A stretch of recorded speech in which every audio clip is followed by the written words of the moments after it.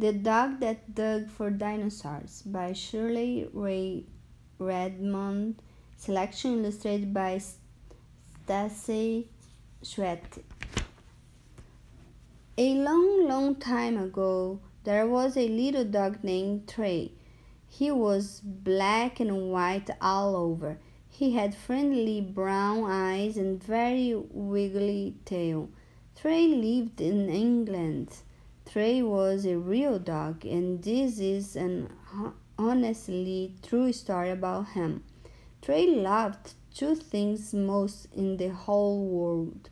First, he loved Mary Anning. She was 12 years old and lived with her family in a small cottage near the beach in Lyme Regis. Secondly, Trey loved going with Mary to dig for fossils. So, what are fossils anyway? They are the remains of animals and plants that died a long time ago. When a leaf or bone gets pressed between layers of sea mud, it leaves an imprint. After many years, the mud hardens to rock.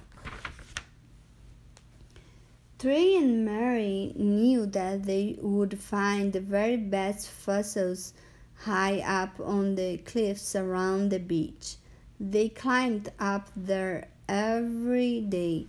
Trey sniffed the rocks, sniffed. He pawed the dirt, scratched. Mary used a small hammer and chisel. Tap.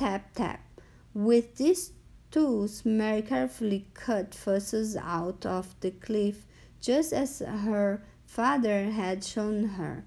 Trey watched as she placed the fossils in her baskets. Most of them looked like seashells. Mary and Trey sold them as souvenirs to the tourists that came by stagecoach to swim at the beach near their home. One day, Trey and Mary discovered some very large bones sticking out of the rocks. They were huge. Trey growled and tried to dig the bones out. Mary used her hands to brush away the loose dirt. Trey, with discovery, a monster, she declared. The bones were much too big for Trey and Mary to remove by themselves. I'll go for help, Mary said. You stay here, Trey. Trey barked loudly and sat down in front of the bones. He was a very good guard dog. Mary ran all the way back to town and asked some grown-ups to help her. Trey and I have found something really special in the cliff, she told them. Just wait and see. When the men saw the giant ribbons in the side of the cliff, they were amazed. What a beast, they cried. Look at those sharp teeth. Is it a crocodile? One man asked. Or a stubby whale? We don't know what it is, Mary admitted. But we know it's something special, don't we, Trey? Trey yapped and wagged his tail. A rich man who lived nearby heard about the sea monster. He hurried to see it for himself. I'll buy it, he cried. I'll give it to the British Museum in London. Do you know what it is? Mary asked. It's called an ichthyosaur. Ichthyosaur, the man told her. That means fish lizard, he explained. It's like a dinosaur with fins. The amazing news spread about the gigantic fish, lizard, and the dog and little girl who had found it. Soon many strangers came to Lyme Regis, where Mary and Trey lived. They all wanted to hunt for fossils, too. The men wore tall top hats. The women wore frilly bonnets. They carried pretty umbrellas called parasols. Mary shook her head and smiled. She rubbed Trey's soft ears. They watched the strangers together. "They don't have the right tools," Mary whispered. "They are wearing the wrong kinds of shoes. Aren't they silly, Trey?" Trey whipped and chased his tail. Curious scientists visit lime ridges too. One man came from the university in Oxford. His name was William Buckland. He went to the old carpenter's shop where Mary and Trey sold their fossils. "Can you show me where you found your ichthyosaur, young lady?" he asked politely. "Do you think you could find the exact spot again?" "Trey can find it," Mary boasted. Together, Mary and Mr. Buckland followed the little dog across the beach and up to the cliffs. Trey sniffed the rocks, sniffed. He pawed the dirt, scratched. Suddenly, he whipped. Then he sat down. Mary pointed. It was the exact place where she had discovered the strange fish lizard. "What an intelligent dog," Mr. Buckland declared. Trey wagged his tail.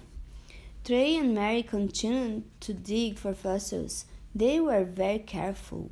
Mary watched for falling rocks like her dad told her.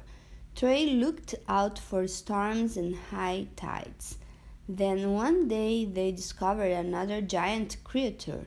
"Look, Trey," Mary cried. "Is it a sea dragon?" Trey sniffed the skeleton and snapped at it with his teeth. The creature had a long neck. Its backbone was like a humped turtle shell. Instead of feet and legs, it had 4 large petals. But it wasn't a sea dragon. Miss Buckland called it a plesiosaur. One day, Trey and Mary found a fossil that no one in England had ever found before. This one had huge bone wings like a bat and a long, sharp jaw. Trey growled. "It looks like a giant flying lizard," Mary declared. The scientists thought so too, and that's why they named it Pterodactyl. That means lizard with wings. Over the years, Trey, Mary, and Mr. Buckland became good friends. They showed him where to find the best fossils in lime ridges. Mr. Buckland brought books about dinosaurs for Mary. He brought beef bones for Trey. Mary, with Trey on her lap, studied her books every day. When Trey's whiskers turned gray and Mary was all grown up, they still collected fossils and sold them in the old carpenter's shop.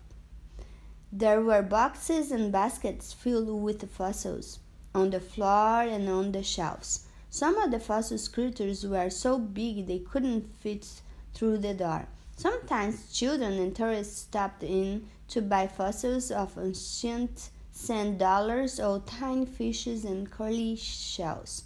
Many scientists came to the shop to buy fossils too. They brought carts and wagons to haul away the really large one. Trey and Mary Anning became very famous. Today, if you go to the Natural History Museum in London, you can see the large fossils they discovered together. You can also see a famous painting of Mary holding her fossil basket and Trey the dog that dug for dinosaurs.